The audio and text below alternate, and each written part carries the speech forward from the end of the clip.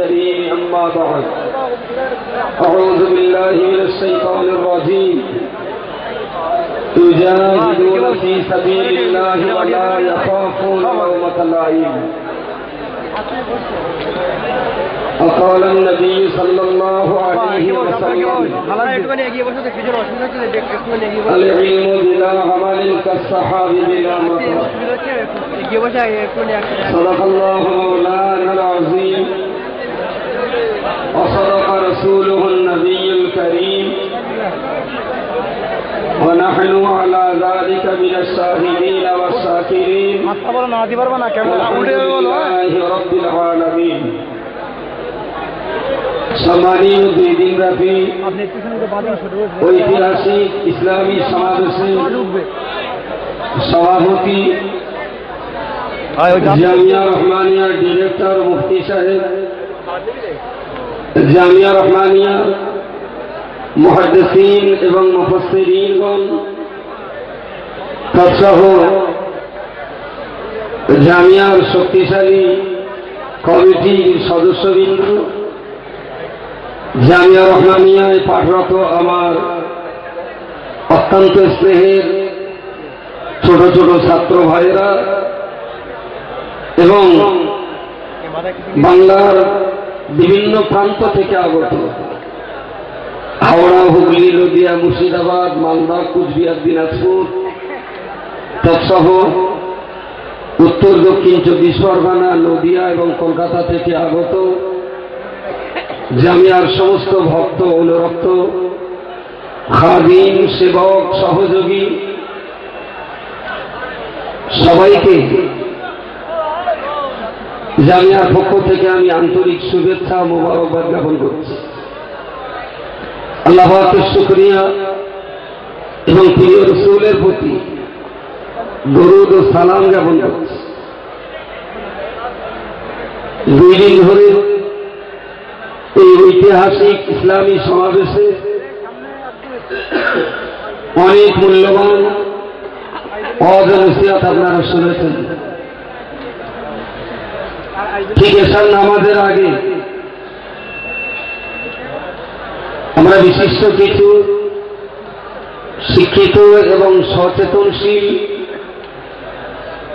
হিন্দু বুদ্ধিজীবী ভাইদেরকেও আমরা স্টেজে তুলেছিলাম এবং তারাও তাদের কিছু মূল্যবান কথা আপনাদেরকে শুনিয়েছেন। যদিও আমার সমাজের নানা ভাষা, নানা মত, আমি সহজ কথায় মনে করি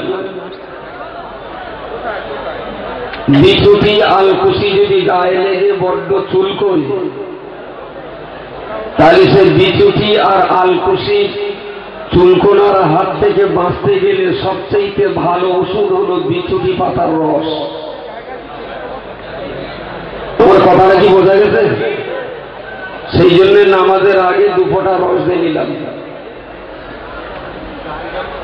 যারাই আমাদেরকে জঙ্গি বলে, সন্ত্রাসী বলে, তারাই আবার সেই মাদ্রাসায় এসেছে, সে মাদ্রাসা জামিয়ার সুনাম সুখ্যাতি করছে এবং তারাই ভুলে যাচ্ছেন যে আপনাদের শিক্ষার এই লড়াই আর সংগ্রামে আপনাদের সাথে আমরাও আছি। বলেছেন তো নাকি? তাহলে এটা যারা আমাদেরকে সন্ত্রাসবাদী বলে, জঙ্গি বলে, ইসলামকে জঙ্গি বলে, তাদের মুখে ধামা ঘষার জন্য এগুলো নিয়ে আমাদের জাতীয় স্বার্থে কিছু কাজে লাগাতে হয়। আলহামদুলিল্লাহ, পশ্চিমবাংলার মাটিতে জামিয়া রহমানিয়ার জন্ম 2009 সালে। 2008 সালে জামিয়া ছিল না। 2009 সালে জামিয়া রহমানিয়ার জন্ম, আর এটা 2015 সাল। আচ্ছা, আজকের এই লক্ষ লক্ষ জনগণ 10, 11, 12, 13, 14, 15 সালের শুরু তার মানে 5 বছর শেষ করে 6 পা রাখা। এই প্রতিষ্ঠানের প্রতি বাংলার জনগণের এত আকর্ষণ কিসে? একটা ছোট কথায় জানবেন, ইব্রাহিম খলিলুল্লাহকে আল্লাহ কাবা নির্মাণ করতে বলেছিলেন, তো নির্মাণ তো করেছিলেন আদম নবী। ইব্রাহিম নবীকে আবার পুনরায় তার উপরে নির্মাণ করতে বললেন, তার মানে সংস্কার। ইব্রাহিম খলিলুল্লাহ হলেন মিস্ত্রি, ইসমাইল জবিহুল্লাহ হলেন জোগাড়ে, মা হাজেরা আলাইহিস সালাম তিনি তাদের উভয়ের দেখভাল করতেন। কাবা তৈরি হল, পুনরায় কাবা শরীফ পৃথিবীর মাটিতে মাথা উঁচু করে দাঁড়ালো।